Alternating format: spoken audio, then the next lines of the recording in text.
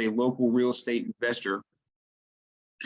Gregg is a local real estate investor, and I've had the great privilege to work with him on a project that my company is the general contractor for. So what I'm going to do tonight is kind of give you guys a brief overview of the project that I've been working on. So this is a 20-story high-rise mixed-use building, and it really kind of, I think, represents the changing landscape of Raleigh, right? I mean, it's no surprise that Raleigh is growing very rapidly, and vertical construction is coming here quickly, right? So the downtown skyline is changing. So what I think would be cool tonight is just to give you a brief overview of a big mixed-use project. I'm going to focus maybe 5 to 10 minutes on the construction, and then I'm going to hand it over to Gregg, who will kind of give you his story, his background, and kind of talk about it more from a development side. And then he's also going to, I think, talk about another job as well. So let me bring this up and we will get started here. So.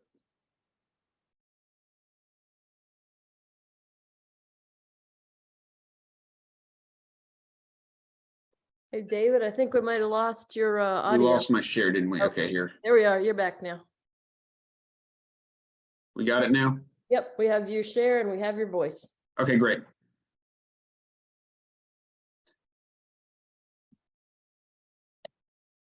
All right, great. So here is a kind of a brief overview of this project. So this is 400 Hillsborough. So it's located right between Hillsborough, between West Street and Harrington Street, right in downtown. Second Empire right here down in the corner is located here. So this is a 20-story mixed-use building, just over 500,000 square feet. So what you'll see here in this picture, the ground floor is all retail space. We've got level 2 and 3 are parking, and then level 4 through 8 is Class A core and shell office space. Level 9 is a shared amenity deck, and then also on level 9 up through 20 is residential. So there are 242 residential units. These are all rental apartments. So about 250,000 square feet here. There is a pool up here on level 9. So that's just a kind of a rendering of the job, and I've got a little bit more about it here. So here's the location. So this is where it is right here. So if you're familiar, here's Harrington Street West. Hillsborough is right here. So here's the state capitol. We are right here. So I did bring a couple of shots here just so you guys can kind of see how this job is laid out. So here's just a brief shot of the first floor. So we've got kind of shared retail and lobby space here. So over here, we've got core and shell retail spaces, which we leased out, upfit by vendors. And then we've got a residential lobby for all the leasing of the residential units. And then we've got the office lobby coming in here. So down here is Hillsborough Street. And then here's the entrance to the parking deck. So here is a typical office floor. So these floor plates are just about 30,000 square feet, just under 30,000 square feet. So this particular job, we will be building out. So in a typical type of construction like this, we call it core and shell. So what we're doing is building out just the central core stack. So all the essential life safety portions of the building, the elevators, we've got the restrooms, you've got the central air, the air handlers that run through the core here as well. And then what you've got here essentially is just an empty floor plate. So the commercial leasing agents will bring potential tenants through here, and they will be able to lease a portion or the entire floor, and then it will be up to them to essentially build it out the way they want. So then they will hire their own builder to build it out to fit their needs. Here is level 9, and I've rotated it just so you can see. So this is kind of a shared area here, and I'm going to talk a little bit more about this and kind of the shape of it and sort of why the building's shaped the way it is. But this is essentially a shared area between the office and the residential area. So we've got a swimming pool here. We've got a fitness center. And these areas are shared for the office and the residential areas. And then we do have a couple of apartments here on the north side. And then a multi-purpose area here for kind of office gatherings and events. So here's a typical residential floor, and I did mention the shape here. So we changed, so you'll notice the office floor plate is a rectangle. Now we change shapes and we become sort of an L shape here. This is very strategic based on, being able to have that window space for the residential units, right? If you kept that shape of the building going all the way up, now you have kind of this dead area in the middle, that isn't quite suitable for residential leasing. So each floor has anywhere around 20 units. Floors 10 up through 18 are all identical. And then 19 and 20 are a little different just because they're the top two floors. So those units are a little larger. And here's just a kind of a typical structural plan. So just so you can kind of see, how we lay things out. These are all our foundations. Each of these circles is a deep foundation, and then we pour a concrete cap on top of it. So just a couple of pictures here of the job. So this is after we demoed it, got the whole site cleared. So this is a drill rig here. So we're installing deep foundations here. So essentially what these are called is continuous flight augers. So this essentially is an auger that drills a deep hole, and then it's got essentially a concrete pump with a hose attached to it. So as that bit finds its way back out, it pumps concrete down in the hole as it comes back up. And then once it gets out, we drop a cage of rebar in there. So each one of these circles represents one of those. So, and here are just a few pictures of kind of our current status of construction as of about a month ago. So we are coming right along here. So you'll see here the pool deck. So kind of one cool thing about this portion here, I've got another picture. So here's the drill rig doing our deep foundations. So you'll see that as it comes up, it drops in concrete in the hole, and then we drop some rebar cages in there. And then this is a deep mat foundation. So this is pretty big construction here. So I think it's pretty cool to see Raleigh really growing like this. So just one more construction picture, and then I'll kind of move on here. This is I think a pretty cool element to this building. So this is the 9th floor here. What's cool about this, so as we talked about, the building changes shape. So what I talked about, and I'll let Greg kind of talk a little more about this, but for commercial leasing office space, it's advantageous to have that shape, that kind of rectangular shape. But for the residential area, you want as much window space as possible for the units. So what's necessary is to change shape. Now what happens then is it creates a building that's sort of top heavy. So what you'll notice here on this floor is that we call this a transfer floor. So when it's very structurally complex, basically it's like a belt and suspenders for the building. So it allows us to sort of take all that weight that's top heavy and redistribute it throughout the building. So it can kind of take that load and transfer the weight from this side and equally distribute it all throughout. So I think that's pretty cool. It's just something you don't see too often around here.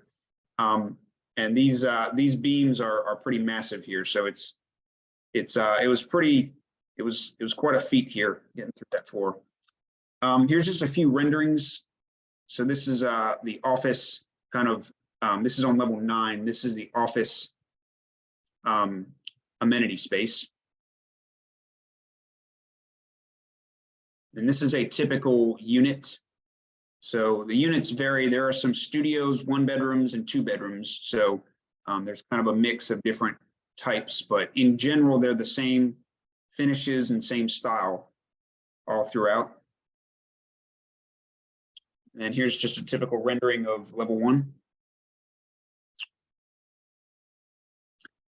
And that's all I got. So what I'm going to do now is turn it over to Greg. So just a little introduction to Greg. So Greg's the managing partner for HM Partners. So since 1988, he's been a principal in over 950 million in commercial real estate development and investment, primarily focusing on urban mixed-use projects as well as suburban office and industrial properties, primarily around Raleigh, Durham. He's got a long history here of working in the area with charities and other nonprofits. He's got a bachelor's from Hamilton College and an MBA from Harvard. So I will turn it over to Greg and let him kind of talk about his history, his background, and his role in this job. And then I think he has another one he was going to. So Greg, I'll turn it over to you. David, good evening. Thank you for that introduction. And it's a pleasure to be with everyone today. I appreciate making time in your schedules. And so I think that in terms of kind of talking about items that you may find of interest, we could talk a little bit more about 400H. And what I could do is share a screen. I think people are probably familiar with Raleigh and downtown Raleigh. What I might do is share a screen a bit here.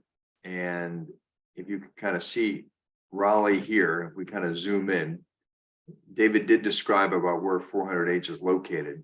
And if we think about kind of our main drag in downtown Raleigh being Fayetteville Street, right here is the historic state capitol. Here's Fayetteville here. And if I go like this, we can kind of see downtown with the PNC Tower. This is the Wells Fargo building. Right over here is it's an architectural masterpiece, as people know. It's a Holiday Inn, right? That won't be here for too much longer, but we are right next door to that on this particular site right here.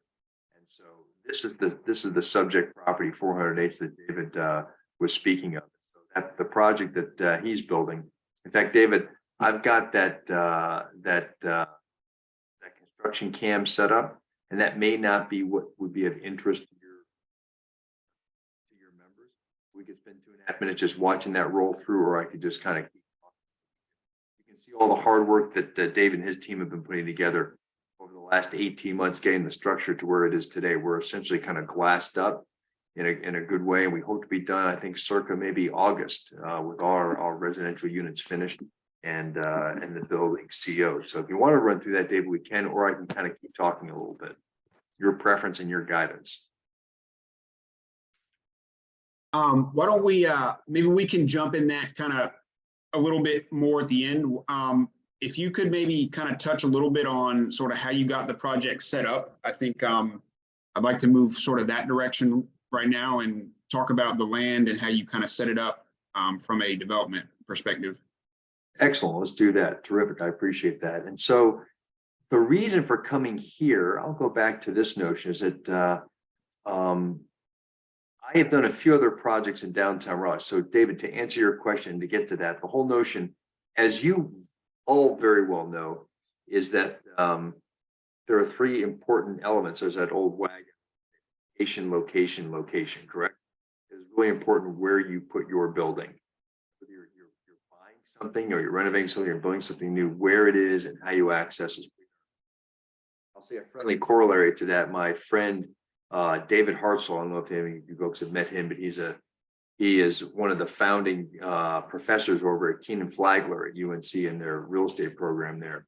And he likes to say, yes, it's often said in real estate, location, location, location are the 3 main rules, but he also says, lucky, lucky, lucky are the 3 main real estate rules. Because in this business, it takes so long to build these buildings. Hopefully your timing is good in that you can deliver in a market where there's absorption in the market, where there's economic growth, where your office space can lease up, where you've got some vibrancy on the street and things don't shift. And so we're hopeful when we finish this building by August, we'll actually have some office demand to lease up that 150,000 square feet of office and some good residential demand to fill up those units. And so what brought me to this particular site is having done a few more things in downtown. And just as a quick kind of review, downtown Raleigh, compared to most second-tier American cities, is rather late to the re-urbanization and kind of that you've seen. If you compare ourselves to Nashville, Austin, Denver. Hey, Greg, for some reason, your voice is kind of fading in and out. I'm not sure what's going on. I appreciate that, Kathy. Thank you. I will, maybe I'll try speaking a little bit more slowly and maybe a little bit more loudly. Any better at this moment? Yeah, it's not all the time. I don't know. It's kind of weird. It just fades out. It's not terrible. I guess I'll just tell you if it happens again, and we'll see what we can try to do. Interrupt when you need to. How's that? Great. All right, terrific. And so a few other projects that I did before 400H that led me to this particular site. If we go here, this is a project called Edison. This is right next to the PNC Tower. The site is right here. And we delivered this, say in 2012 to 2016. This is a 1,200 space parking deck here. Venture with the city of Raleigh and Highwoods Properties who built the PNC Tower. This is kind of a complicated transaction. My partners and I have purchased this full city block. We got the city of Raleigh to issue $2 million of bonds to finance this particular deck. We retained ownership of this parcel and this parcel here to create projects. Highwoods built the deck when they built the PNC Tower, and they own 530 parking spaces in the top 3 floors here. The master lease the bottom 740 spaces from the city of Raleigh for these 2 projects. And our first project on this block was called Sky House. This is a 320 unit, 23-story apartment. The second one is called Edison Lofts. There's a 5-story, 223 unit. And so when we did this project, we had also done some smaller projects in the past. One of them is called the Depot, which is an old cotton warehouse here. Historic rehab project here that we renovated about 6,000 square feet, put on the historic register. We did these kind of cobblestone driveways here and leased it up to kind of food and beverage tenants, et cetera. Did a couple other residential deals in downtown called Dawson. I think what's happening, Greg, is especially when you move the map, it's using data, so it's taken away from the quality of your voice, maybe. Does that make any sense? Thank you. So what I'll try and do is when I move, I'll stop speaking. That might work. Okay, we'll do that. Thank you. So this next building is called Dawson. This is a 66 unit, 5-story residential project. And this other project is called West. And this is a 17-story, 170 unit project here. And so I've been involved in a few things and a few other projects, not at that scale in downtown Raleigh. And so, Dave, when you think about what kind of brought me to the site, as we could see 4 and 5 years ago, is there was a bit of a movement away from Fayetteville Street and a little bit west. Warehouse district was just coming along with the construction of the Dillon. And the whole notion when one's in real estate, just as you look at your real estate, is I think employing the Wayne Gretzky approach to real estate. You don't go where the puck is, you go where the puck's going to be.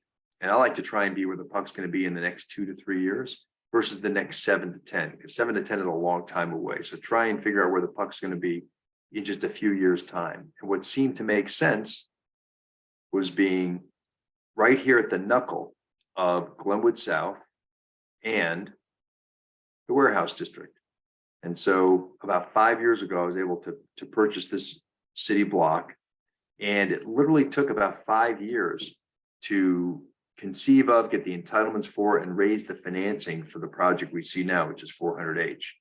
And during the course of that, yeah, we did have something called COVID. So that delayed plans a bit. But usually these tall buildings, when you see them, they take multiple years to get going. They don't happen very, very quickly.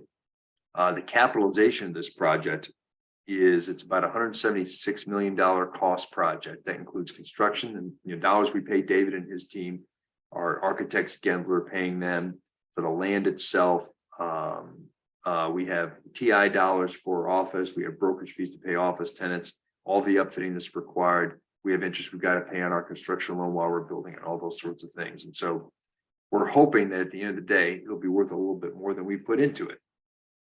And so we have, I have a corporate joint venture partner on this project called Trammell Crow. They're out of DC. And Crow and I when we raise debt and equity, we have a lender. It's a non-bank lender. It's a group called Quadrille out of Canada. They lent about $112 million to this project, about 62.5% of the capital stack. And our remaining equity comes from a venture fund in California called Canyon Partners. And Canyon Partners put in about $50 million. Crow and I put in about $6 million. And that's kind of the way our capital stack works and our contributions of capital to this project.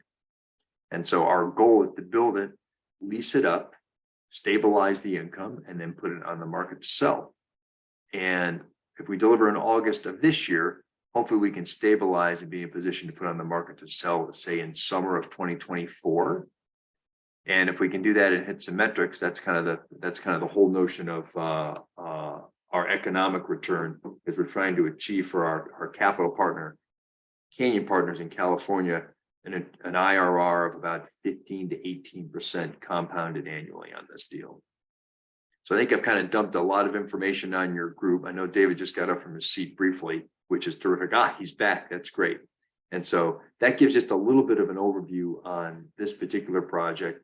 As a corollary, one of the things you know in Raleigh is that we have very little mass transit. And so our view is that if you're going to build it and you're going to lease it, you need to be able to park it. And so one of the solutions we have to our parking, not only is the parking that David mentioned in the building, but over here, there's an old parking deck at a project called Powerhouse Square.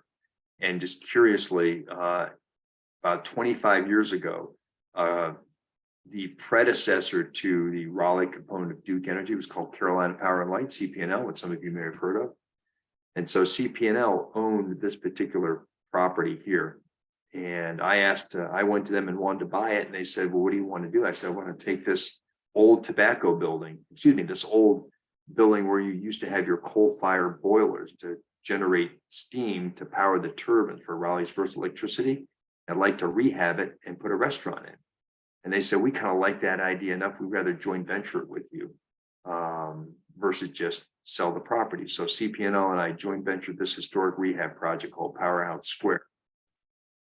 And put these two buildings on the National Register, rehab this one, and built this big, very large flat parking deck.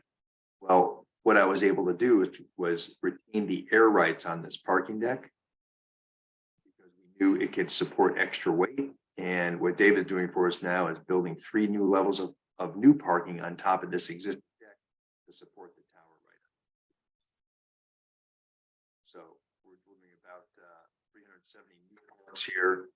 The deck in total will have about 650 plus another 370 spaces or so inside the building.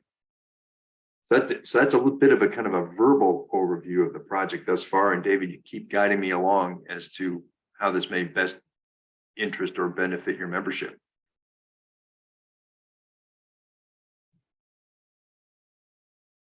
Yeah, thanks, Greg. So I think what we'll do also now is we'll open up. We'll have some questions here, and I'll jump in as well and ask some. So if anybody has questions here, let's we can go ahead and jump in, and feel free to either put them in the chat and either myself or Charles will read them, or you can unmute and kind of just talk them out. So.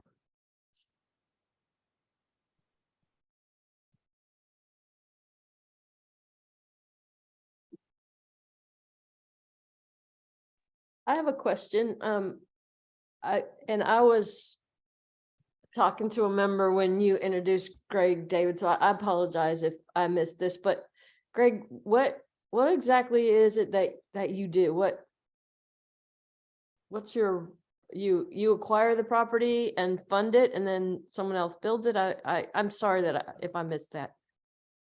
That's actually a very good question. I'm glad you asked. And so the terminology we use is being a developer. And so just as a simple, even though I'm confident you and others know of that term, it's what developers do, whether many of you, no doubt, in this group are developers. You'll buy a property, you'll own it. You'll not just be a landlord, but you'll create something in addition to that. You won't just own a building and just rent it, correct?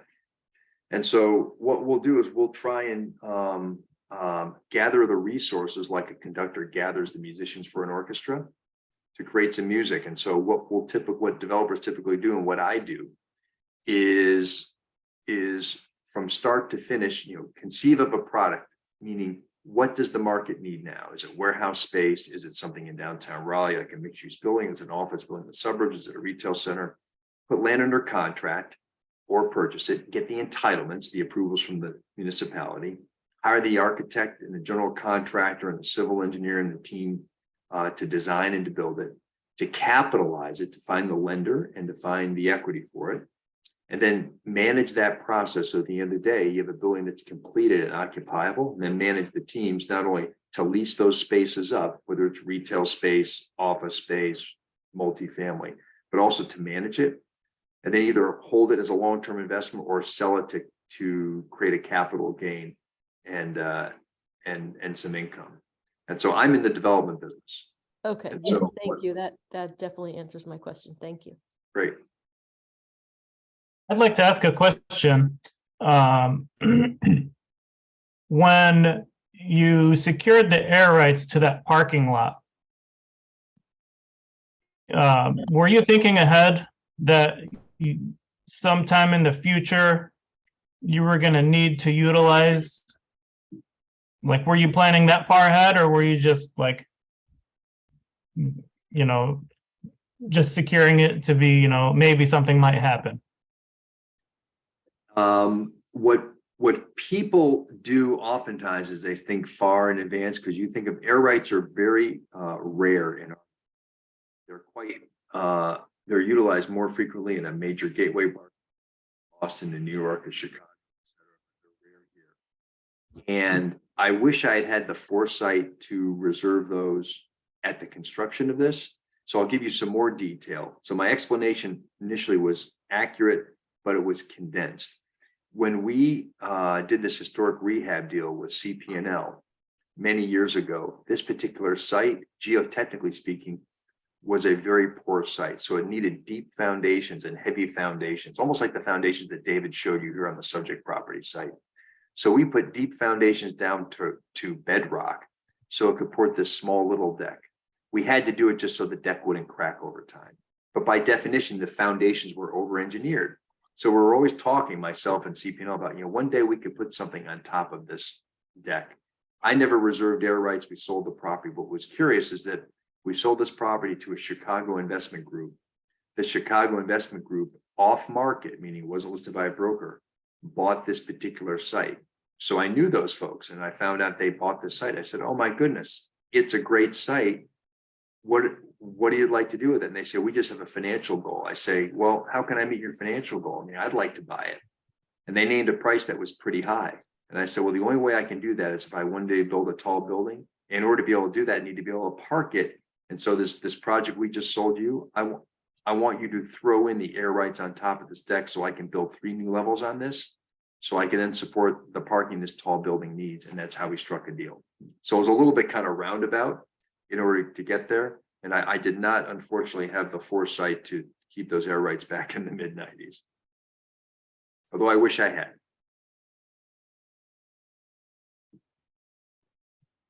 Greg, we have, a lot of investors here of different, some brand new, just starting out, some landlords, some who rehab residential houses, some who do some residential development. And I think others are very interested. How did you get on this path? How did you get to where you are? What led you to become a developer? What were the steps to getting there? And so that was my question. Someone else put one in the chat that expanded on that to ask, did you need a GC license? And is this what you do full time? Great. So yes, I'm in the commercial real estate business full time, and you do not need a GC license. You hire pros like David, who had the general contractor license, and they take care of the construction work. And so you're really, to be in the development business, it's terrific because I'm suited for it, because you don't need to have any qualifications whatsoever. You just need to work hard and hopefully get a little lucky along the way. How I got into the business was that when I was in business school, the 2 main tracks back then were either investment banking or consulting.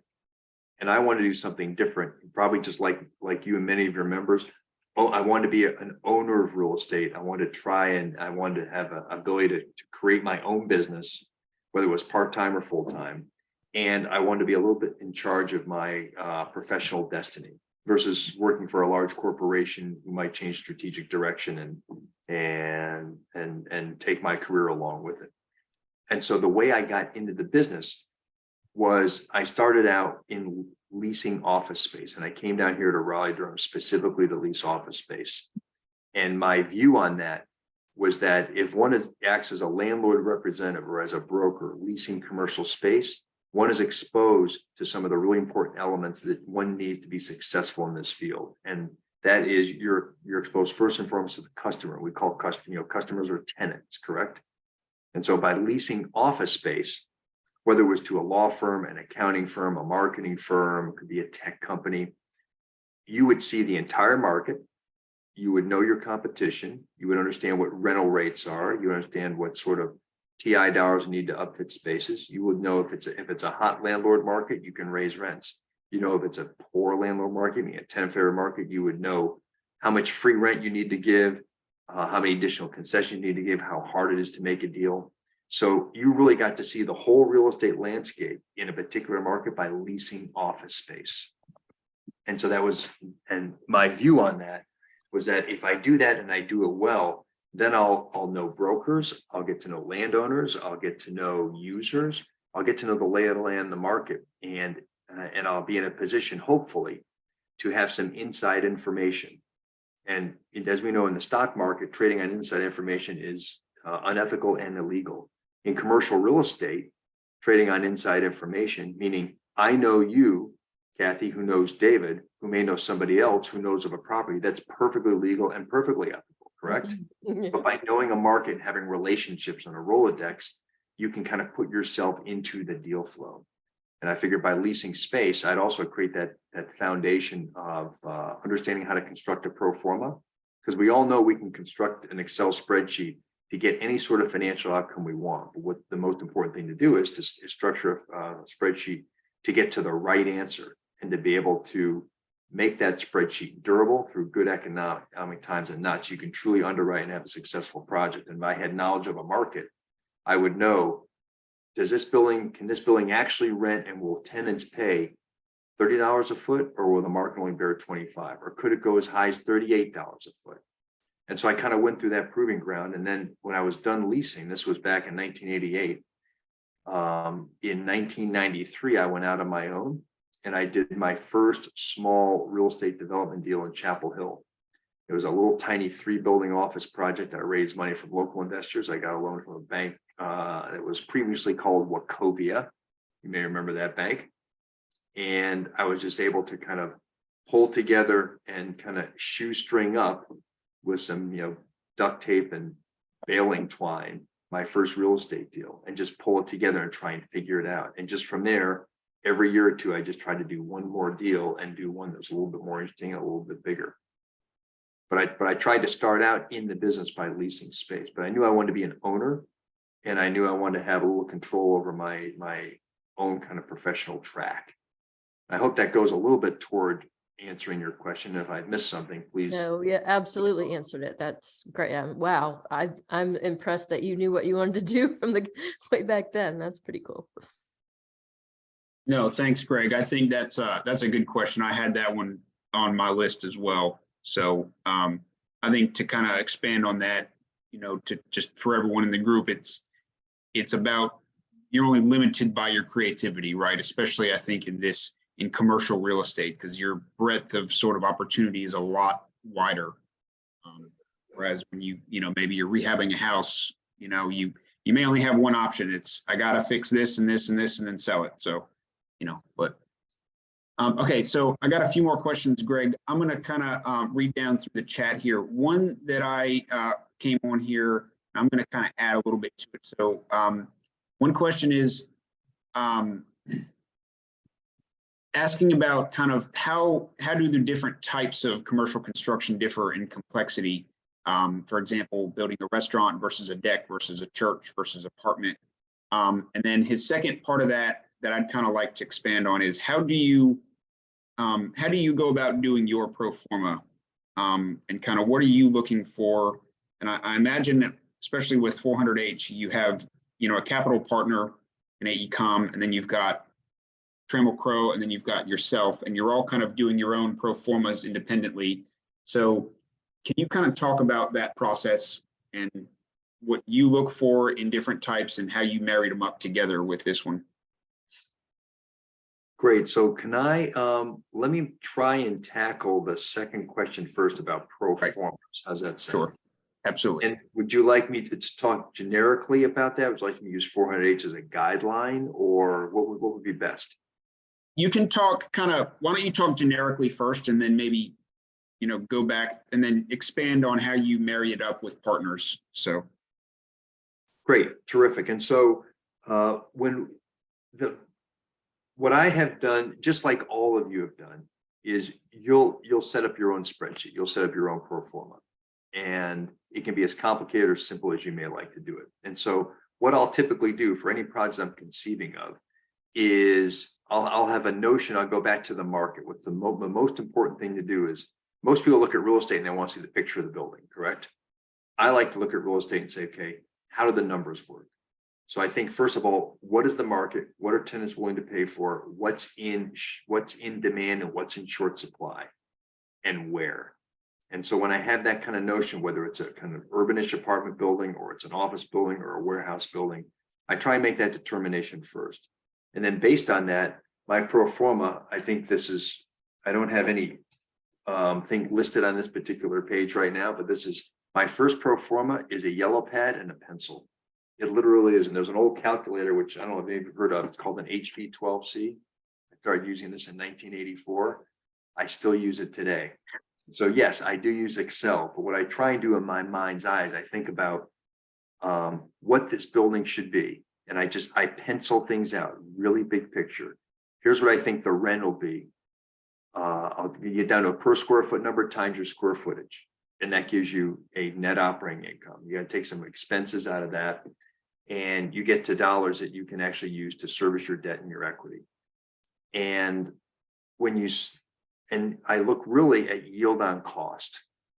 And in a really, really simple way, I think, of looking at real estate in terms of setting up your pro forma, and this is probably what all of you do as well, is I just try and think of what the rent is over the cost. And if I can get to a number high level using my yellow pad that indeed I think works in the financing market at that time, then I would go the next step of actually putting things in Excel. So if we think about a hypothetical project, and if we have a 100,000 square foot building that can rent for, I'm sorry for using elementary math, but forgive me, for $10 a square foot, triple net, that's $1 million a year of NOI, correct? Just $10 a foot times 100,000 square feet. And if I think that I can capitalize that, meaning I can get a loan and I can get equity, and in order to do that, I need to achieve a we'll just call it a 5% yield on costs. Well, a 10% yield on cost is what? You take $1 million of equity, divide it by 10%, you get $10 million, correct? A 5% yield on cost is what? $20 million. See where I'm going with that math? And so being in the development business, one has to have your hand on the pulse of what are interest rates, what are lenders lending at? Are they lending at 75% loan to cost or 60% loan to cost? How much equity do I need to have? What are their return requirements? But it all boils down to a yield on cost. And so in today's environment, typically you'll have to build to say a 6.5 or a 7% yield on cost. So whatever your costs are, land, construction, et cetera, if you can make your rents generate 7% on your total cost, then you have a prayer to make a development happen. And then you can start diving into an Excel spreadsheet. So the first step I take, Dave, in creating a spreadsheet is figuring out what kind of yield on cost can I get? And that goes to a house. Same thing, correct? Someone can say, if I'm going to buy this house, I know what kind of loan I can get. I know what kind of equity I can put in that. But if I were to blend it out, my yield, I probably have to generate 7 or 8% on net income. That's going to be the governor on how much you can pay for that particular house, correct? So Sure. again, I don't know if I've answered your question. I may have gone a little astray on that. No, But that's great. When I start to think about a concept project, I think about, do I have an idea what it can cost? And is that in the ballpark for what the rents can generate to generate the yield I need to capitalize it? Right, sure. What was the formula you were using for yield on cost again? Correct. And it's really simple. It's really rent over total cost. Okay, So if I do this right here, let me make sure that I'm giving you a number that actually works. So if you will bear with me, I'm going to punch it out here because I don't want to go too much from memory. Is your yield on cost the same as cap rate? Yield on cost and cap rate are identical. Great question. got it. Yes. Okay, that makes sense. Yeah, Precisely. Correct. And in my mind, whether it's right or wrong, let's just say it's wrong. But I think of yield on cost is when you own it, you're developing it, and cap rate is what you use to sell it. But they end up being the same number. So the buyer's cap rate is the buyer's yield on cost, right? Precisely. But if we do this right here, if I take our total cost at 400H of $176 million, and now I'm going from memory, we've underwritten that so that our underwriting yields about a 6.25% yield on cost. So I just take that $176 million and multiply it by 0.06. I'm going to say 6.5. And so we should be generating about $11 million a year in net operating income. So gross rents minus expenses is NOI. And so if we can hit, you see that? You probably can't, but $11 million. Yeah, we can see it. Great. If we can hit that $11 million in rent after we built this thing and we stay on budget, we will hit our pro forma. And then we're going to keep our fingers crossed, going back to that great perceptive question before, your cap rate, right? So our cap rate then, in terms of what we're experiencing internally, is 6.5%. But we want to sell it for a 5 cap, right? So we can make a profit between the 5 cap and the 6.5. Because if we're selling for a 5 and that future buyer is buying it for a 5, bear with me for a second. If I take that, if they take that $11.4 million and divide it by 0.05, that buyer is buying it for $228 million. Or 228 minus 176, that would be our profit. That's a big if sort of statement, correct? So what you hope in these kind of projects, just like you do if you're just going to buy a home, right? You just hope that after you've spent 5 years owning the land, you spend 2 years building it, you capitalize it. If you can lease it up, then you hope that the capital markets and the buyer pools out there to say, you know what, I think cap rates are a 5 and I'm going to pay a 5 for 400H. When according to your lower costs are 6.5 and you actually make money. And what happens in this business, as you know, sometimes you can get shellacked. You know, the old joke in real estate is you can make a small fortune in real estate if you start out with a large fortune. Right? So if you think about the way the world's changing, you know, the world's cleaving politically and economically, right? I think interest rates have popped up. It's the end of the era of free money. Banks are very reluctant to lend. If they do lend, at least in my world, it's, hey, we'll give you a 50 or 60% loan to cost. That's only if we love the project. Otherwise, we're completely out.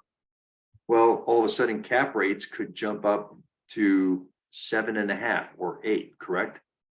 Well, if our project is only yielding a 6.5% on cost, if we sold it for a 7.5% on cost, we would be what? Losing money. Well, that would be a bad day at the office, correct? So a lot of this, just like all of you do in your business, you kind of make investments hoping that in the future, rents are higher, lenders and buyers are there, and it's gonna be worth more than when you started. And it's a little bit of a leap of faith. And that's kind of the beautiful thing, you know, Kathy, about being in the real estate business is you kind of have to be an optimist and seeing your days, even though one has issues and Rubik cubes to figure out, is that you feel the glass, life is all about the glass being half full. And how can I make some lemonade today? yeah. I have a right. question. Hold on, let me, Sydney, I got a few more to, actually, go ahead. Yeah, you go ahead, Okay. Sydney. Yep. Hey, so Greg, I heard you say that you came down here. Okay, so my question to you is, from where and how did it influence your decision to come to the Raleigh area? I appreciate asking that. My family, well, because of my dad's job, moved us around a lot when I was a kid. I was born in Sioux City, Iowa, but Okay. then moved outside Detroit, Michigan, and then outside of Boston, and then Connecticut. So from 8th grade on, into 8th grade on, I was kind of in Connecticut. I went to Okay. school up in New England. And so in 1988, when I got out of school, this fellow who wanted to start up this real estate company and teach a young person who knew nothing but was eager to learn, which was me. Okay, He said, come to Raleigh and I'll teach you how to lease office space and prepare you to be a developer. And we will be developers together and we'll create a great company together. So that's really how I came down here, Sydney. okay, And then the 1991 recession sadly wiped out this particular fellow's business and his business plan. And so I was already here in a big recession that was affecting the whole country. yeah. And I thought, oh my goodness, I made the biggest career mistake of my life coming to Raleigh. I should have taken a different job in a different city. So I went out on my own and just started hustling, in just like all of you do, in a good, appropriate, ethical way. But I just started hustling, saying, I just have to try and pay the light bill. I just have to stay financially alive. Yes, And I was able to do a few tiny little real estate deals and started to just learn the business. And so I wish I could say that I had great insight and strategy to come down here because I knew this would be a wonderful area to live and work, but I kind of just lucked into it. But that's kind of how I came down here. okay, So okay. remember what I'm always telling y'all, network, build relationships. There's a living example of it right here. Mm-hmm. All right. All right, Greg, I got another question here. Gay, you're gonna have to maybe help me out here. So he says she says, the question is, can you give your professional opinion on whether CCIM is worth it versus SIOR? And do you use either one? I'm not sure what those acronyms are.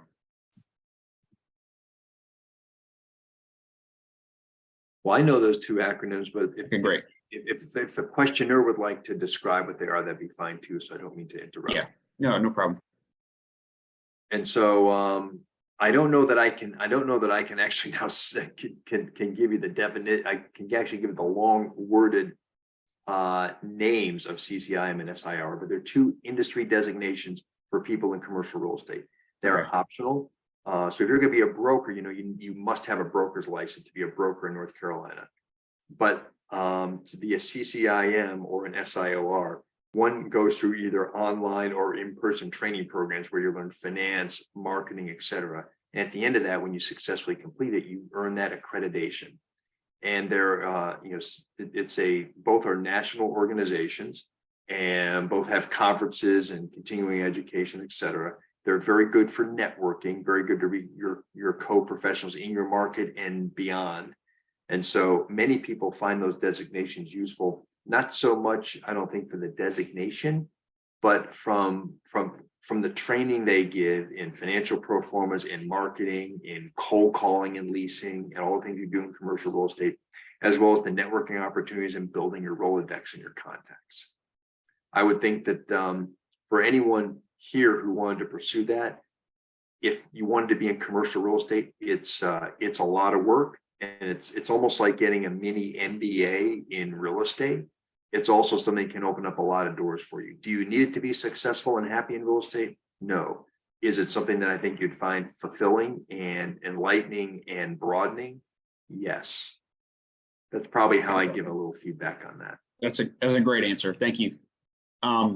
Okay, I want to go back to that other question. Can you discuss the complexities and, the different challenges in the types of work, such as, restaurant versus, parking deck versus, say, religious versus regular retail office? So can you kind of touch on different things you think about and, how they are each complicated in their own, or at least what you've been involved in? Yeah, and do you think, David, that question is more along the construction side, or the total what kind of deal assembly and development Yes, side? I think more from that side. I mean, I can touch kind of on the construction side, each of those areas, from construction, really, I am not, as I don't mean to be sort of, you know, insensitive, but as a, you know, from the construction side, you know, we are concerned about the end user, but at the end of the day, you know, a church can be very similar to a restaurant, right? It's steel and concrete and it's building materials, right? So for me, I'm sort of less concerned about what is the market supporting. Although I do, you know, as a builder, we do always take the end user sort of in consideration, right? So there is for us always that, okay, I'm building this, it doesn't quite feel right to me. Or, you know, when we're in design meetings with architects and engineers, I do always consider the end user. For example, you know, today I sat in a meeting regarding, you know, the security of the building. So I'm constantly having to think about what is an office tenant, how is he going to navigate this building? So how do I need to help direct the architect and the owner to, you know, install the access control? Or where is the resident going to be coming in and out of the building? So how can I help guide the design? So from the builder's perspective, you know, for me, I'm focusing on the end user. I think I'll let you kind of talk on the development side of it.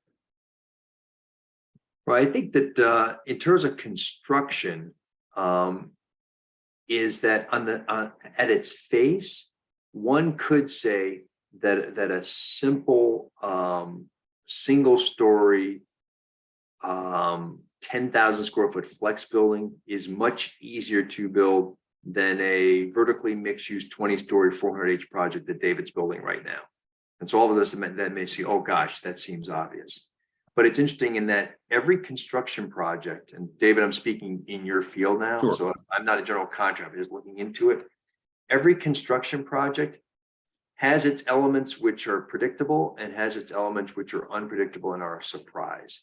And so if one's building a church, you can have elaborate finishes. You can have certain things that must meet a certain specification. There's a lot to deal with code and code compliance.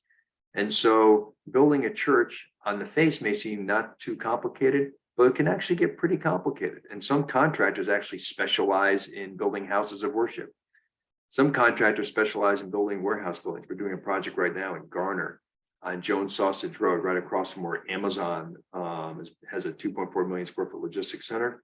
We're just building big dry boxes. That's what a warehouse building is. And so it's essentially, it's a concrete slab, it's concrete walls, it's a metal deck roof and membrane, it's parking lot and concrete, and you're kind of done. But that business, just in terms of construction, that's kind of a business of nickels and dimes, meaning one's got to be so cost conscious with everything you build because your goal is to keep the rent as low as you can so it can meet the economics of companies and logistic providers and warehouses who just store materials, correct? So their costs have to have really inexpensive, safe, secure, dry space. So the challenge there is being really, really, really economical and efficient, in addition to being code compliant. So I think the question's a good one, and that I just don't know. I think it might be easy to say, oh, some things are simple and some things not, but I think every project can be tricky. And David, you probably have stories yourself, or everyone here, all the membership here, probably situations where you got into something and you realized, oh no, my costs are a lot higher, or I didn't think of that, or I uncovered something that surprised me. So really, I don't know that any particular type of construction has a monopoly on simplicity or uncertainty. Sure. Yeah, understand. Can I elaborate on that question since I asked it? Sure. I think, Greg, the question I'm really asking is, you have a limited time and limited resources that you can focus your energy on, right? So when you're looking at different types of projects and deciding, hey, do I go after this restaurant with CP&L versus a multi-use apartment building versus some other type of CRE property? How do you assess the market, assess the pros and cons of each? And I think you said use need based on the need and what the market will support, but what are the complexities that also are factored into that decision process? Thank you for following up with that. Excellent. And so let me go to what most people do and then what I do, because I'm a bit of an anomaly. How's that sound? most people in commercial real estate, they'll focus really on one product type. They'll become expert at one thing. So they'll do garden style apartments, no elevator, 3-story walk up surface park. And they'll just do as many as they can throughout the Southeast. Other people will do suburban office buildings and become expert at that, 3 to 5-story. Other folks will do grocery anchored shopping centers and become expert at that. Because when you become expert at that, you can then, you know the contractors to go to, the designers, you can be, some of the end users who are renting space. And so most people in commercial real estate specialize and they focus on one thing. I'm a little bit of an anomaly, probably in a lot of different ways, but what my goal was, the way I've kind of structured my business is I said, what I don't want to do is to be someone who does one thing, but then run out of real estate, meaning have to go to different markets in different regions to grow my business. Because the way I wanted to design my life was I wanted to be home every night pretty much for dinner. So I didn't want to travel a lot. So what my strategy was to focus on Raleigh, Durham only, where I could easily drive to the site wherever it was and try and become, I don't want to say expert, but try and become competent at say 2 or 3 different product types. So my focus in the past had been suburban office. That's kind of fallen out of favor now. I wanted to be competent and have a competitive advantage in doing downtown projects. And I focused on downtown Raleigh, so doing projects, those. And then what came up, where demand was in downtown Raleigh was residential. So I did some taller residential buildings. And then I've been trying to do warehouse for years because that property type's a beautiful property type for long-term ownership. And so I've started on that. What I've tried to do is to take 2 or 3 property types I thought I had or could create a competency in, focus on those, and then focus on the Raleigh-Durham market. So I would not develop or invest in a hotel. I wouldn't do a garden style apartment because those say you have to be super efficient, and I'm not that efficient.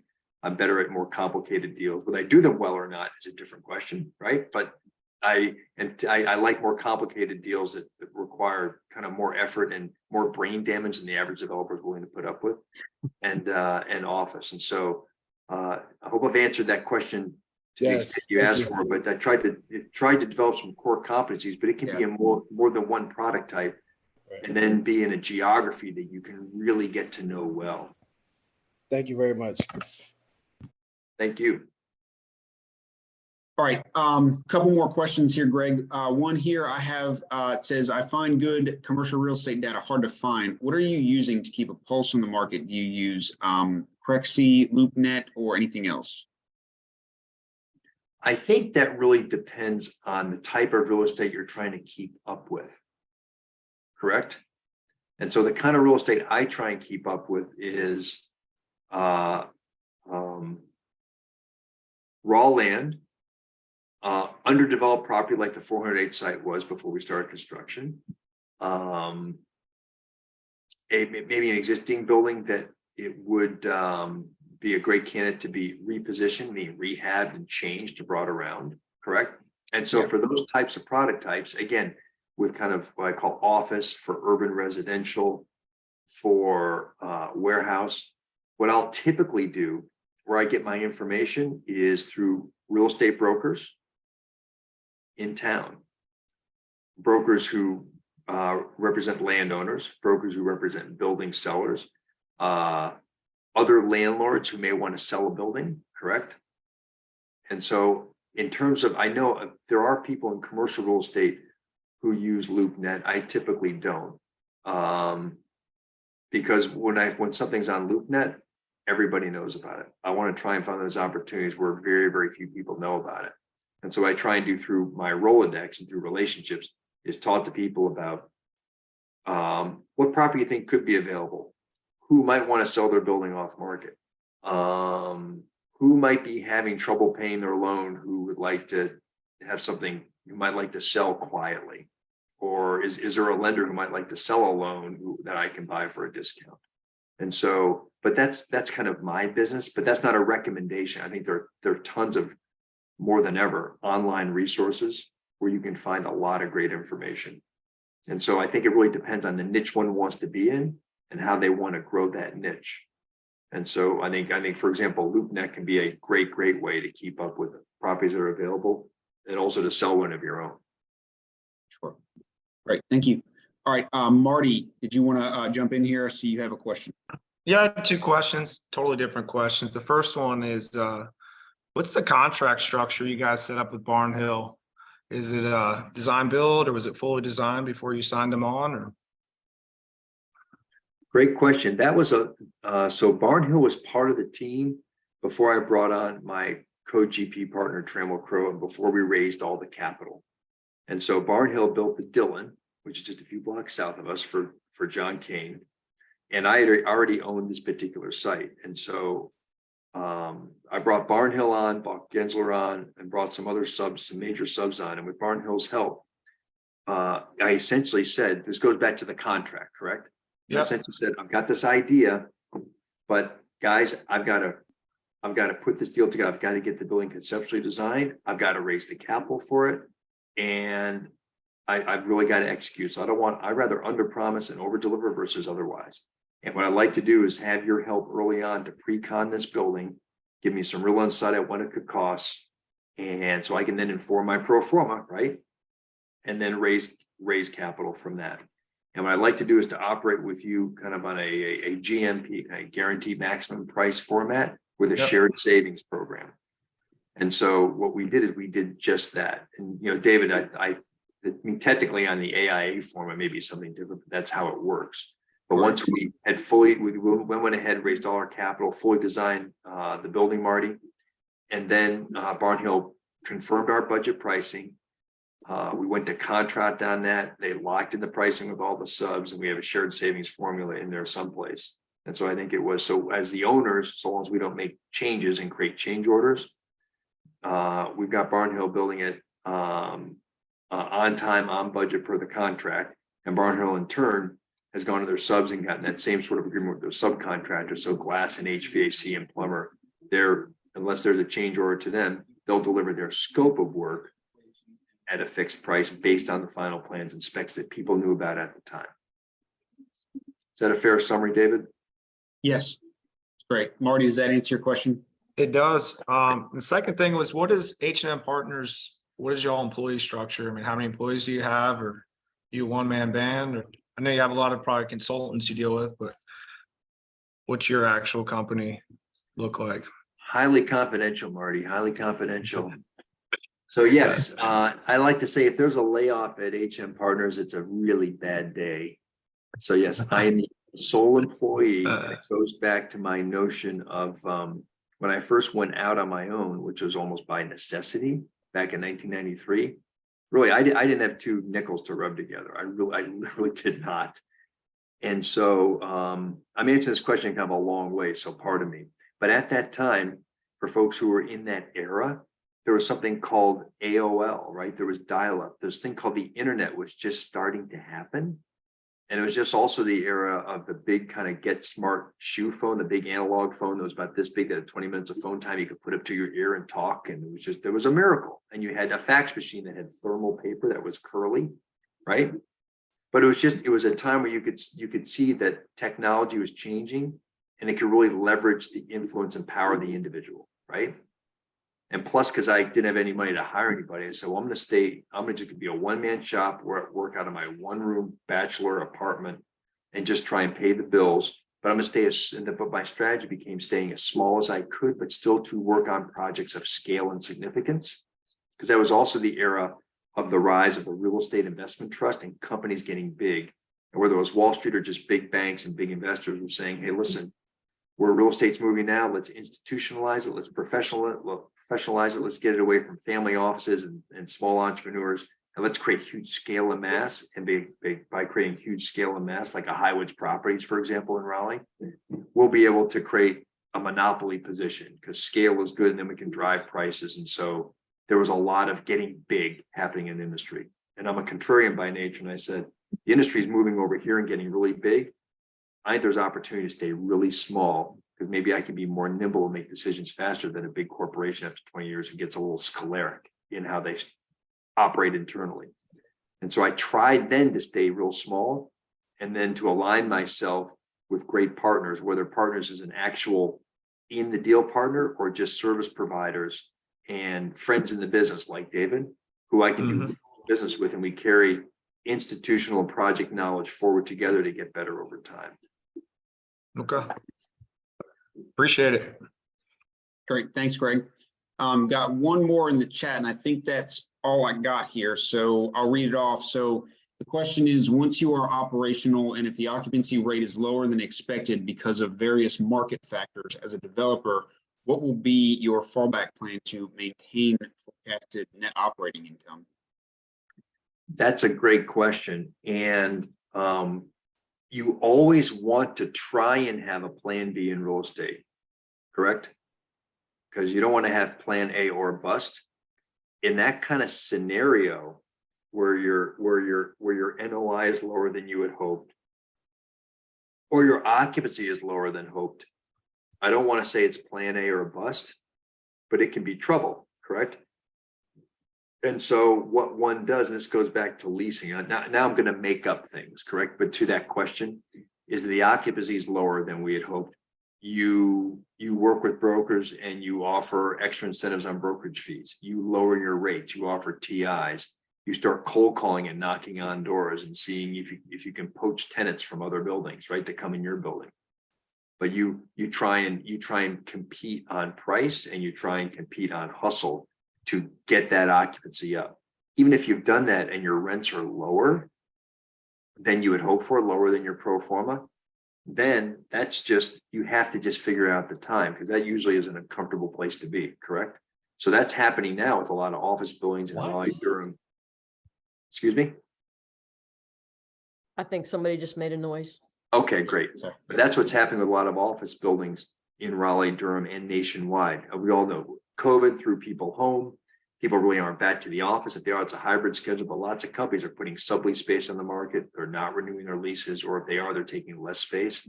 So you have a ton of office landlords across the country who are literally saying, our rent roll's bleeding out. Our occupancy is going down, and we're just going to hand the keys back to the lender. We don't have any other solution because we don't see a future in this particular building. I think there's a big group called RXR in New York City, and they've handed back 2 skyscrapers to their lenders. It happened in the past month or so because a few big tenants didn't renew, and they made the decision, any more money we put into these 2 buildings, it's good money after bad, and we're just going to do a friendly foreclosure with our lender. So it can get that bad. And I think with office buildings in the next 24 months in America, you will probably see some more pain like that. But that's why when you get into a development, hopefully, you know your market well enough, and you know your positioning well enough, and your costs and the other tenants, that you'll hit your numbers. And 2, it's a lousy business strategy, but hopefully you get a little bit lucky too, because all of this, even though people don't like to admit it, I mean, sometimes it's better just to be lucky, but you kind of need a little good fortune in all of these ventures. Sure. All right, next question here. Can you talk about air rights and what they are? Just kind of very generally, broadly speaking. Exactly right. So an air right it's a weird concept. It is, but if you kind of think about, you can pick any elevation you want. It's whether this is ground level right here, or let's say this is 50 feet above the ground. But you can actually create an entity, kind of an economic structure that owns the air above it. So we all know what a condominium is, correct? And if we've ever, you've been in a residential condominium, like a condo building in a New York or Miami's got a ton of condos, right? They're big, tall, 34 buildings, and each one of those individual units is its own separate ownership entity, and it's all part of an association, correct? Well, essentially, that if you think about the person who lives on the 23rd floor of that building, they have an air rights interest in a way to where their unit is located in the whole structure, correct? So air rights in general is something placing an economic value on air that's not yet built on. So let me try and be more specific. In New York City, there are lots of air rights transactions. So in New York, you'll have some short buildings and you'll have tall buildings, right? And you have code requirements, and code requires buildings can be only so high. They have to be set back from the street. They have to be kind of narrow so you can sun and light come in. There are lots of restrictions on building. But if I have a building, if I want to build a tall building here, what I can do is I can buy the air rights to this short building here. If I approach that owner and say, listen, I want to buy your air rights, which prevent you from ever building up. So I own essentially the air above you, but I can use that to get bonus density to build a taller building next door. That creates air rights, right? So this shorter building owner can say, great, I'll sell you my air rights for $50 million. And that lets this developer build a building that's an extra 50 floors. So air rights can be transacted. It's a goofy concept, but it happens. And so when I go back to the powerhouse deck, above the existing original deck, I essentially bought the air rights. I got the air rights to build on top of it. And which doesn't happen often. Usually it's building to the side of it and getting the code benefits of doing that. Great, thank you. All right, Rashid, do you want to jump in? Yeah, I just wanted to ask, once you secure the capital to build the project is done, you get your tenants in, you're trying to stabilize that income and then, hopefully sell after. So like during the stabilization period, how do things get paid out as far as profits? And then is everyone pretty much getting paid? And then like once the sale happens, how, is it the same concept or is it different?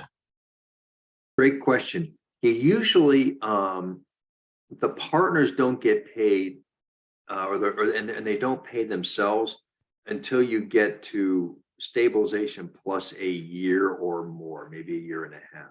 Because what usually happens, unless you're going to sell the building right away as soon as you finish it, it takes a while to build up your income. You get to stabilization, just as you're saying.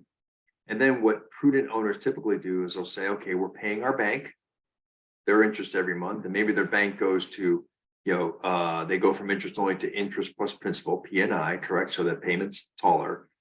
And then more prudent owners will say, well, before we start paying ourselves back and start getting a return on our capital, we're going to set aside some reserves. Even though it's going to be 20 years before the roof needs to be replaced. It's like if you're a big insurance company, that's what you do if you're going to own this building for 20 years. You'll set aside reserves from your excess cash flow for replacing roofs, for replacing HVAC units. You'll build up cash over time for what you know is going to happen and for some unexpected events, even though you have insurance, correct? And only after you've done all that would you then say, okay, I've got reserves set aside, my lender's happy, I'm paying principal interest. Now I'm going to start paying myself on distributable cash. And hopefully your rents will keep rising and you'll have more and more you can pay yourself over the years. But usually it's not until about a year to year and a half after you've stabilized.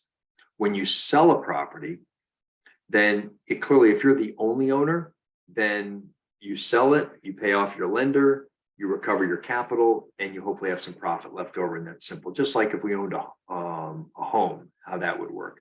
In these deals, like at 400H, we have a way that we split profits with our capital partner in California, and we call that splitting a waterfall. And so this is very, very common in commercial real estate, and maybe in some of the things you do as well. And so in a waterfall, the cash that's put into the deal gets a certain amount of the profit, and they usually get more of the profit up front first and less of the profit if the profit's higher.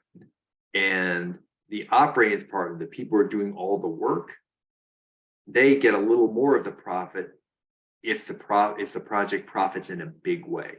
And so essentially means that if I'll give you illustrative examples, if a project makes $20 million, 19 out of the 20 may go to the capital partner in profit, and the operating partner may get $1 million. But if you make $50 million, instead of being like a 19-1 split, your split may go to 60-40, correct? So after that $20 million, that excess profit, you may start splitting a little more evenly on that. So it gives incentive to the local operator, the local developer, to get rents as high as they can, to get it done as quickly as they can, to keep costs as low as possible, to maximize the profit, because they make only their extra real profit they hope to make if the project is really wildly successful. So usually the capital partners are first in line to sweep the first profits, and then they really start sharing the more and more profit you can make if you make them. Fingers crossed. And if you don't make them, then your capital partner sweeps most of the profits, and you have a nice building on your resume, and you go do the next one. Awesome.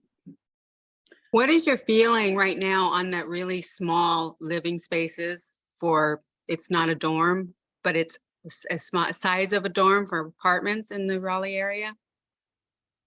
That's a great question. I'll answer that, but can I ask you, do you have a view on that? What's your view of kind of small micro units? I think we're getting ready for it. I don't know if we're there yet. I think it's more important for the bigger cities. Raleigh, I'm not sure. And I guess that's why I'm asking. I think we live in a times where small teeny homes are becoming, the thing. I wouldn't live in one because I need a little more space. However, a lot of people do, and I think it'll work, but I'm not sure if we're ready for it. You have very well summed up my view. I think, it's true. I just think that I just really don't know. What I kind of like about it though, is that when you just think about a monthly rent check, correct? Hopefully the idea is a smaller unit, whether it's a tiny home or it's a micro unit in an apartment complex, that just instead of paying, illustratively $1,800 a month, you could pay $1,100 a month, but you could just pay meaningfully less. And that I think is a great idea for a variety of reasons, right? And so I wouldn't be one to experiment with that, but I think some people are experimenting with that right now. And that's the whole neat thing about kind of innovation, doing something different. I guess we'll see what the market says. I would have a hunch that it'll work. I don't know at what scale, meaning maybe our marketplace could support 500 of them. I don't know that it could support 5,000 of them, if that kind of makes sense. So I think at some level it would work, but maybe like you, I think people move to Raleigh, Durham, and they live here because of all the things we all know about already, right? The quality of life and the cost of living and the nice people and the relatively easy commutes and just a lot. There's culture and great food and great job prospects, but also you can have a little more space, right? So the notion of being here and living in less space, I can go live in a gateway city and live in less space and pay a lot. So, but I still think there would be a market for it. And so I'm excited to see what happens, but I still think it's, I don't think it's a dangerous product type, but I think I personally say, well, I'd rather build 6 of them and see if they work versus 600 all at one time. Great, thank you. All right, we're getting kind of to the end here, so there's a couple here. I'm gonna hit them real quick because I think I can answer them. So one question talked about shared savings, and so I'll talk about that a little bit. So I need to review our contract. I'm not entirely sure how that is structured within ours, but I know like in other shared savings contracts I've been a part of, typically there's a sort of a pot of money that's encumbered as a, the contractor will carry what's called our contingency. So like we as the contractor can use that pot as sort of for unforeseen things that come up. There's also like an owner's contingency. And in the past, how I've been involved in them is, right, you may have $100,000 that it's sort of the owners to use at their discretion, but in the event it's not used, there is some, sort of shared savings of that money. So it gives the contractor incentive to be prudent with the owner's money and in sort of a fiduciary way, right? To where we are, acting out of both parties' best interest, right? So hopefully that answers that question. And then the second question is, what happens when scheduled dates to open is not on time due to unforeseen issues or weather conditions? Does Barn Hill get fined? So that's somewhat of there's kind of multiple parts there. So the weather, written in our contract, there is an allowance for weather days, and I'm not going to get into it, but it does relate to sort of the historical weather data. So if there's a certain number of average rain days per month, and this month exceeded what the historical data showed, we will be given an allowance for those days over and above, right? We don't just get an extra day every time it rains, but if it rains 10 days in January and history says it's supposed to rain 5, we'll get 5 days, right? So as far as if we do go past our schedule, so there are what's, called, liquidated damages written in most contracts, to where if the contractor doesn't finish on the scheduled date, there is a fee that is paid, of a certain dollar amount per day past that time of completion. Now, there's always a kind of a relationship between contractors and owners about, when does that get enforced, or when is substantial completion, or does the owner, can they occupy the building in a beneficial manner so to where they can sort of fulfill their debt obligations in a reasonable way? Can they get tenants in the building before we've sort of fulfilled the architectural definition of completion?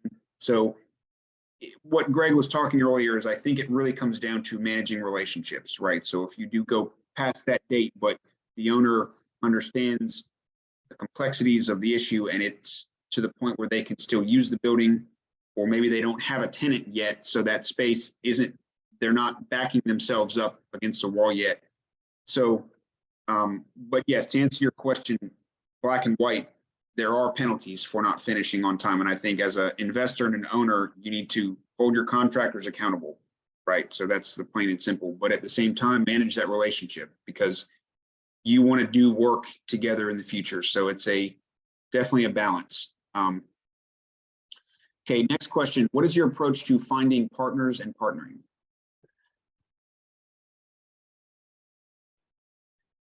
Good question. I think it really depends on the size and complexity of the project. And so there are things that I do on my own.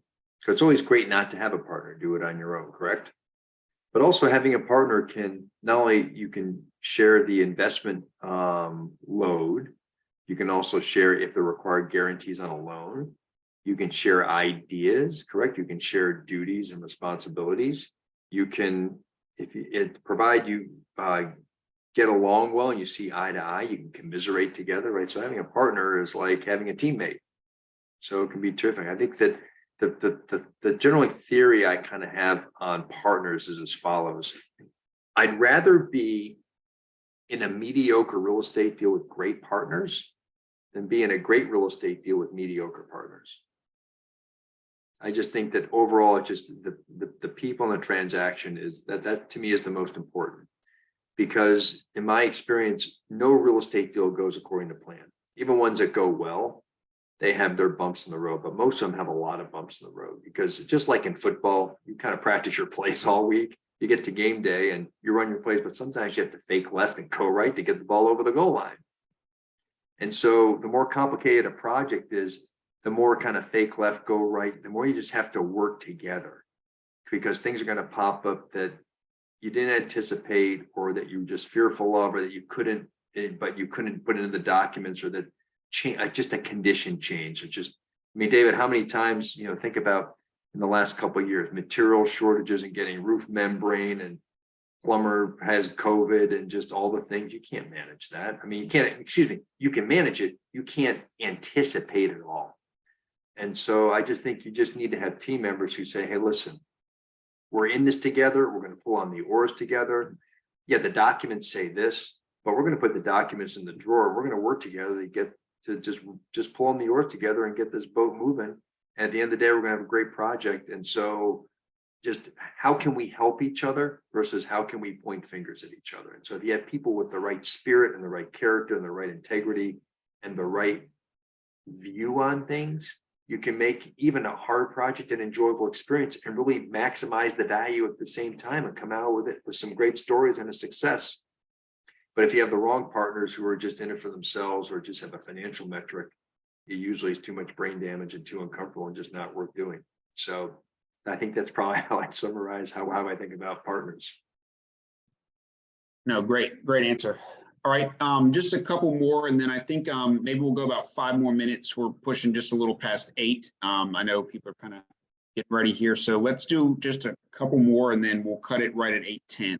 So, all right. So next question is, when you're deciding to purchase, how do you navigate permitting? Do you talk with the county about plans before purchase? You go to county with multiple options in hopes that you can build after you purchase? And I think That's a great question. Zoning That's as a well. great question. Yeah. That's a, and so I think it all depends. And the best case, especially when you're doing a larger project, the best thing clearly is not to purchase something until you know you have a permit, or at least your entitlements, right? You may not need a construction permit to get David to work, but to have your zoning and to have your site plan approval, so you're entitled, so you know you're legally authorized to build what you want to build. And so the best case scenario is put property under contract and have that contract period stay in place until you have site plan approval from the town council or the city council or from staff, depending on the municipality. And so, do people do things differently? Yes, I did it differently with 400H, correct? And that was because the city of Raleigh moved from what I call a council decision on every single, large construction project to more of a staff code-based decision. So the way it works in Raleigh is that, and a lot of other municipalities now, is they've taken the political subjective element out of it for a site plan approval, and they've left it to staff. So as long as you meet the code requirements of the ordinance and what you're building, the technical items like setback and curb cuts and height and square footage, as long as you meet those requirements and limitations, you have the right to build, by right. You just have to draw it properly within the standards. The times where it gets controversial is when you have a rezoning. So for like Kane Realty is working on a rezoning up in North Hills, which is right on Lasser Mill Road, and it's just close enough to that neighborhood across the belt line. People are thinking it's just too much traffic. That's different because a rezoning essentially allows you to do what? If you're upzoning, is to put more density on a given piece of land. And that becomes inherently a political decision. So I think it's dangerous, generally speaking, to buy land with the expectation you can get a rezoning and put more on it. If you want to buy land or existing building where it already meets the code, that's something different. And so that's kind of how I think about buying those two assets. But then also, whether it's a site plan approval or a rezoning, while I may have a land use attorney or someone helping on the team, I'll be very active and I'll meet with the mayor, I'll meet with council members, I'll meet with the city manager, I'll meet with the head of planning, and I'll try and do as much legwork up front to number one, describe the project, but also really most importantly, like Stephen Covey said, seek first to understand and then to be understood. Try and understand what that person you're talking to, what they need and what's important to them. What's important to that city council person, what's important to the mayor, what's important to the head of planning. Try and understand that so that you can then maybe weave in some of the things that they think are important into your project, which can help then get your project through. Right. Great. Thank you. I'm sure the Unified Development Ordinance is something that you spend a lot of time kind of understanding as well, just what you can do with certain plots of land and what the requirements are. So, all right. Couple more here. I think I got two more questions here. One is, I can answer part of this question myself. So the question is, I'll ask the second part.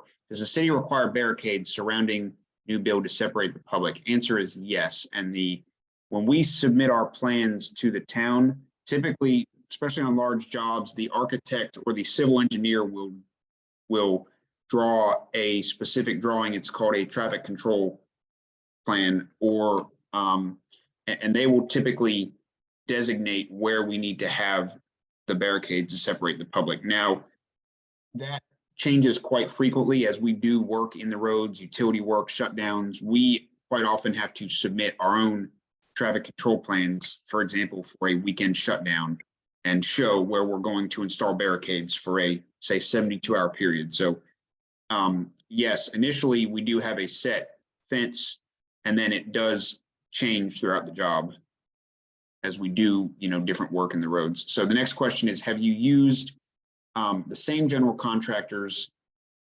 to build all your buildings, or have you used different ones? And I can probably imagine you've used quite a different mix to maintain your relationships. Craig, it's an excellent question, because ideally, if you can keep the same team in place for successive projects, you can just bring all that learning to bear, and there's efficiency and effectiveness and some fun with that, correct? And but as we all know, people grow and they change over time. So some people get promoted, some people work at a new firm, et cetera. And so some firms change, some firms merge, et cetera. And so just over the years, I've worked with a variety of contractors, but I think it goes back to the people and building relationships. So I typically, what I don't do is have an architect draw plans and specs and bid the work.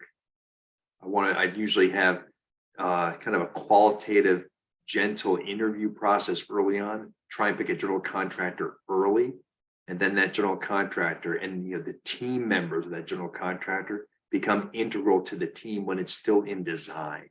That's the idea. They become real team members, and we just agree then to work on an open book basis, and so we can still get really competitive pricing from subcontractors. And sometimes you bring major subs, plumbing, mechanical, electrical on early too. Again, relationships. And so yes, I've worked with a variety of contractors, but the whole notion is that their contractors are not just like architects and engineers. They're not just service providers. They're team members. They're partners in the transaction. So it's really important to have that kind of spirit, I think, in advancing a project.